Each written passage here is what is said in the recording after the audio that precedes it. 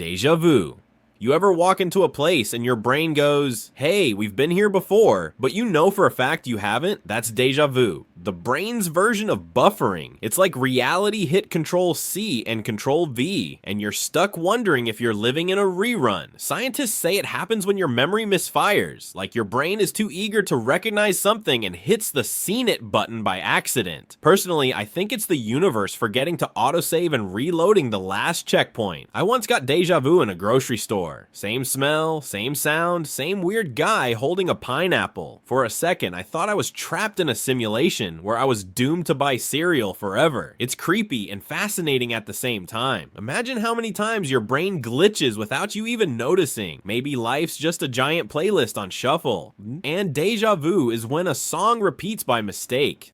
Lucid dream. Lucid dreaming is when you realize you're dreaming and then decide to mess with the code. It's like hacking into your subconscious and saying, okay, now I can fly. Most people who lucid dream do it for fun, or to face fears, or because being a dream god is cheaper than therapy. The weird part, your brain fully believes it's real. You feel wind when you fly, pain when you fall, and panic when that random dream monster shows up uninvited. Some people get so good at it they can design their own worlds. Imagine being able to build your dream city every night. No rent, no bills, just infinite chaos and dragons. The trick? Reality checks. People train themselves to ask, am I dreaming? During the day, so they remember to do it at night. I tried that once. I ended up asking my boss if I was dreaming in the middle of a meeting. Didn't get promoted, but I did get funny looks. The best part of lucid dreaming? It's like your own personal sandbox, except when you realize the dream's ending. You feel the world fade and you desperately try to stay asleep, like trying to keep your favorite movie from ending.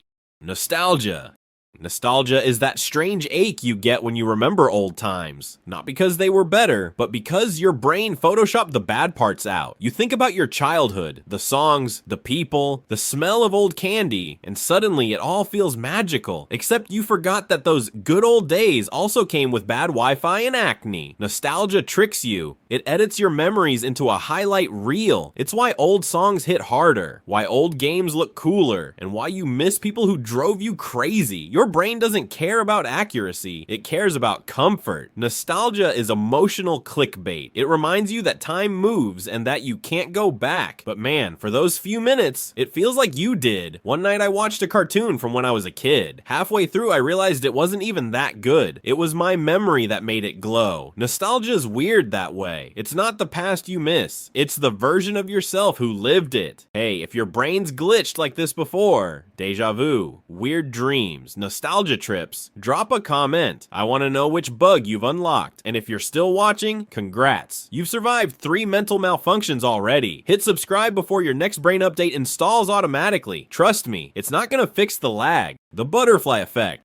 The butterfly effect, tiny actions, massive consequences. One small thing can ripple into chaos, like a butterfly flapping its wings in Brazil, somehow causing a tornado in Texas. Or you pressing snooze once and accidentally shifting your entire lifetime line. It's a reminder that everything's connected. Every choice, every mistake, every weird text you sent at 2 a.m.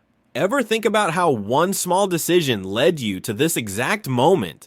Maybe you turned left instead of right, or said yes to something random, and boom, whole new path. It's both terrifying and kinda comforting, because it means even the smallest good thing you do might change someone's life, or your own. And sometimes the butterfly effect doesn't feel magical. It feels like a glitch, like that one message you didn't send, the one bus you missed, or the one person you met by accident. But that's life. A chain reaction of chaos disguised as coincidence. The paradox of choice.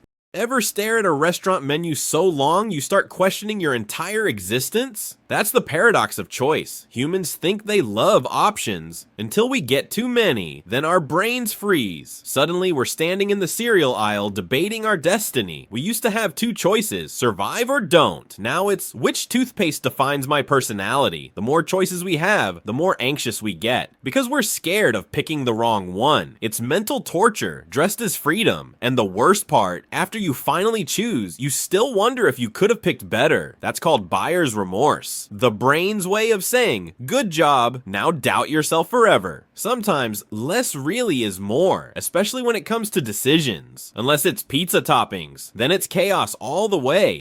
The spotlight effect. Ever walk into a room and feel like everyone's watching you? Spoiler, they're not. They don't care. They're too busy thinking everyone's watching them. That's the spotlight effect. It's your brain putting you center stage in a movie nobody bought tickets for. We think everyone notices our mistakes, our bad hair, our awkward moments, but most people forget 10 seconds later. It's kind of freeing once you realize that. You can mess up and keep walking. No one's gonna replay it in their heads at 3 a.m. Only you will. The spotlight effect fades when you stop worrying about the crowd. Just live your scene, improvise a little, and remember, everyone else is doing the same thing, panicking quietly.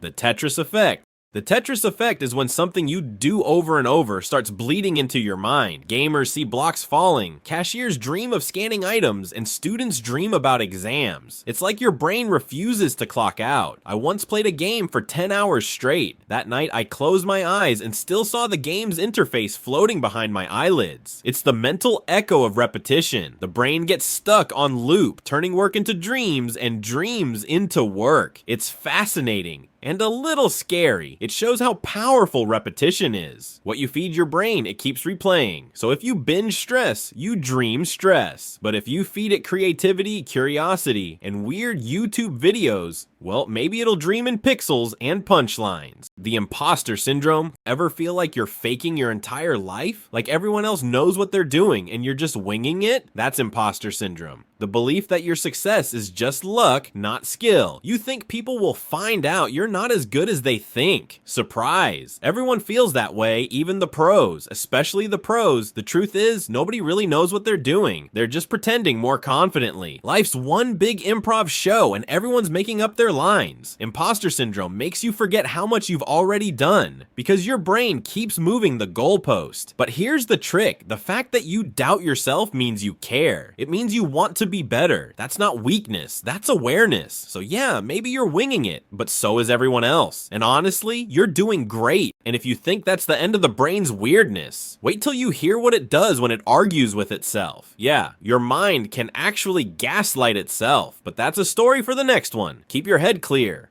Or don't. The glitches get even stranger from here.